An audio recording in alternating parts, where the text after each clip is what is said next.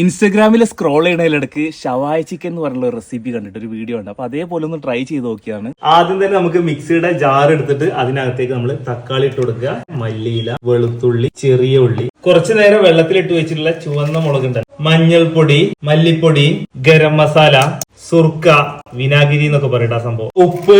ഇനി മിക്സിയിൽ ഇട്ടിട്ട് നന്നായിട്ട് അടിച്ചെടുക്കുക. അങ്ങനെ നമ്മൾ അടിച്ചെടുത്ത സമയത്ത് കണ്ടില്ലേ, ഒരു പാത്രത്തിക്ക് ഒഴിക്കുക. കഴുകി വൃത്തിയാക്കിയിട്ടുള്ള ചിക്കൻ നമ്മൾ ഇതിനകത്ത് ഇട്ട് കൊടുക്കുക. എല്ലാം കൂടി നന്നായിട്ട് മാരിനേറ്റ് ചെയ്ത് കൊടുക്കട്ടോ. മാരിനേറ്റ് ചെയ്ത് കഴിഞ്ഞതിന് ശേഷം 1 മണിക്കൂർ നമുക്ക് റെസ്റ്റ് ചെയ്യാൻ വെക്കാം. 1 മണിക്കൂറിന് ശേഷം എടുത്ത് ഇനി നേരിട്ട് എന്ത് ചെയ്യണേ, കുക്കറിനകത്തേക്ക് ഇട്ട് കൊടുക്കട്ടോ. 2 വിസിൽ അടിക്കുന്ന വരെ നമുക്കൊന്ന് വെയിറ്റ് ചെയ്യാം. ഓയിൽ ഒഴിച്ചു കൊടുക്കുക. നല്ല അടിപൊളി സ്മെല്ലായിട്ട് വരുന്നത്. ചിക്കൻ മാത്രം എടുത്തിട്ട് നമുക്ക് എന്ത് ചെയ്യണം, ഒന്ന് ഫ്രൈ ചെയ്തെടുക്കാം കേട്ടോ.